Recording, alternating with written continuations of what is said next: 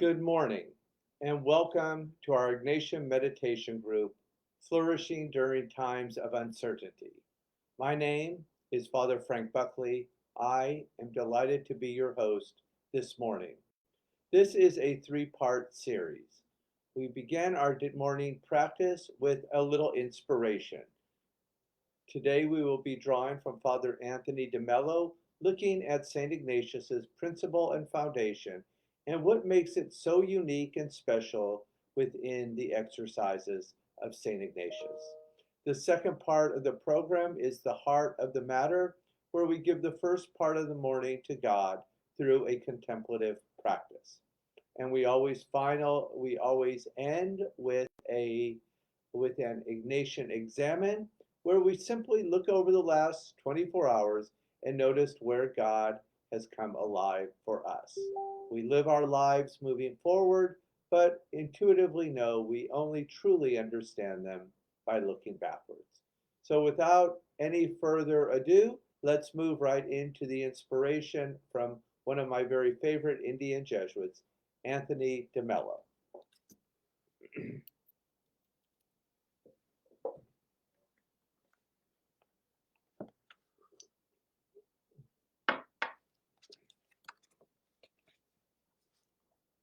The first principle and foundation is unique. Why? It's actually not an exercise. It was incorporated much later by Ignatius as an introduction before he presented a finalized text to be approved by Pope Paul III. It is not given in the form of an exercise at all. It does not have those famous preludes, petitions, colloquies. We are not told when to make this exercise or if even to make it at all, how to do it, and so on. Rather, the first principle and foundation is a declaration. Ignatius recommends it to people who want light exercises. Most people who were giving retreats under this direction would use it as a kind of touchstone test to test the retreatants. Were they even ready to make a 30-day retreat? They would tell the retreatants, "This is where I'm going to lead you. Are you ready to come?" The first principle and foundation is a beautiful statement. The human person is created to praise, reverence, and serve God, and by this means save his soul. Where will you find people who have incorporated it into their lives? If a retreatant says, "I would like to be this kind of person," Ignatius would reply, "Let's begin so that by the end of the second week, you will be this kind of person." What kind of people are these? They are those who really have their goal in view. Let me repeat that. They are those who really have their goal in view. They know exactly for what they were created, and they will use the whole of creation to attain that goal. Everything else is rigorously subordinated to that desire, whether it be death or life, poverty or riches, honor, dishonor, health, or sickness. What does it matter? Everything else is secondary. The main focus is the goal for which we were created: to praise, reverence, and serve God. I know of no better way to keep focused on that goal than through a morning practice. So I invite you, as we move into the contemplative part of the program, simply get comfortable. Take off your shoes and relax for a moment while I lower the lights.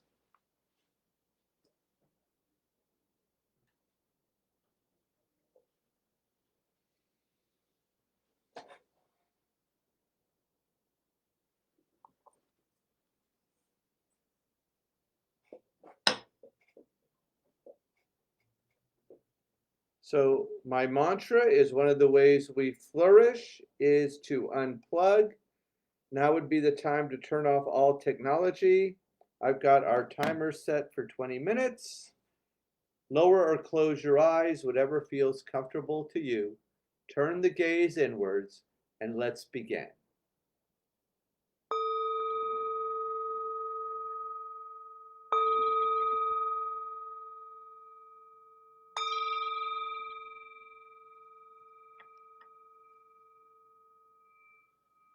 Listen, listen. The sound of this beautiful bell returns us to our true home. As always, let's begin with diaphragmatic breathing, simply breathing deeply as possible into the lower belly 3 times. In through the nose, out through the mouth. As a community across the globe, inhale and exhale. 2 more times. Inhale and exhale. Last time, deeply as possible, inhale and exhale.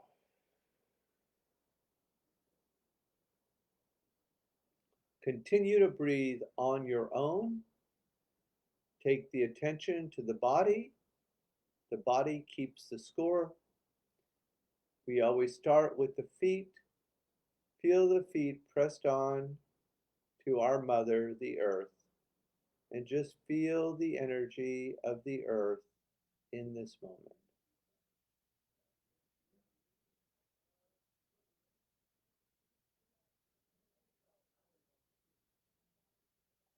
Moving up the body, we arrive to the chair or cushion, providing support for the body. In the middle of a pandemic, we all need a little support. Let's just reflect on where we felt supported recently. It could be a conversation with a friend, going to an art museum with your nephew, seeing something of beauty. Anything at all, just where you felt a little support, and lean into it.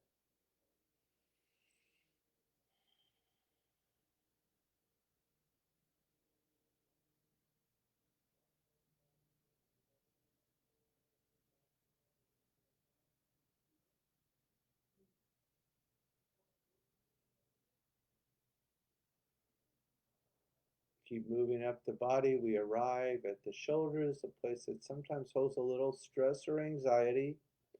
And anything we've been holding on to in this part of the morning practice, we just surrender, let go, and let God.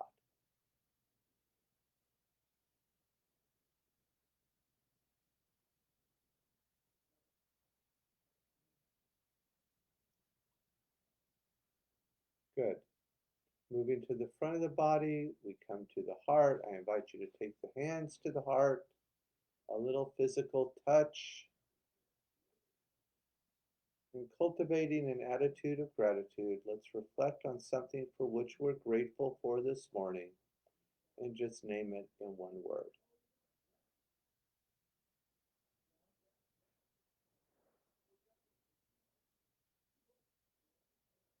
And as a community, let's breathe one time into the center of the heart. Inhale and exhale. Release the hands and just notice what you feel. We feel to heal.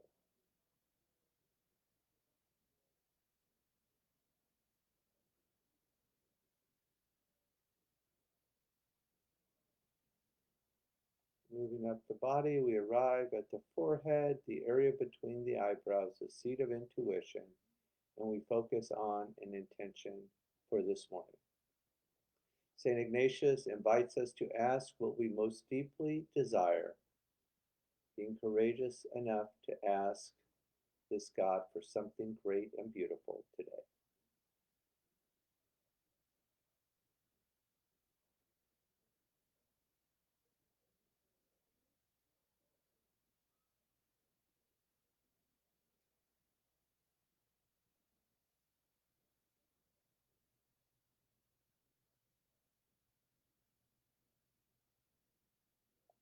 And we seal this intention with an inhale and an exhale. Continue to breathe on your own. Engage your sacred word. Listen to the sounds around you and enjoy the miracle of a contemplative practice. Please continue.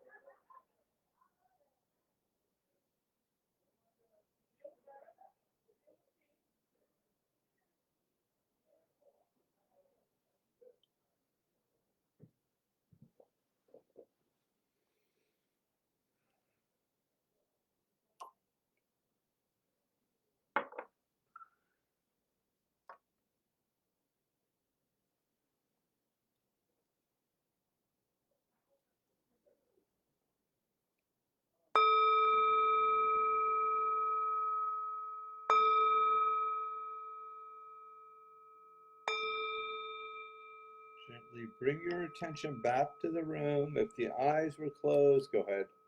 Open the eyes. Let's circle the wrists. Bring a little energy back into the body. Spirituality is about what we do with our energy. Inhale, raise the arms up. Exhale, tip to the left. Inhale, back to center. Exhale to the right. Inhale, center.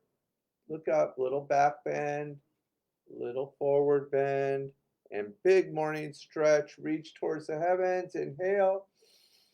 Exhale, shake out anything that you've been holding on to. If it didn't roll down your back earlier, let it roll right out your body now. Good. Sometimes if our mind won't let go of something, our body will.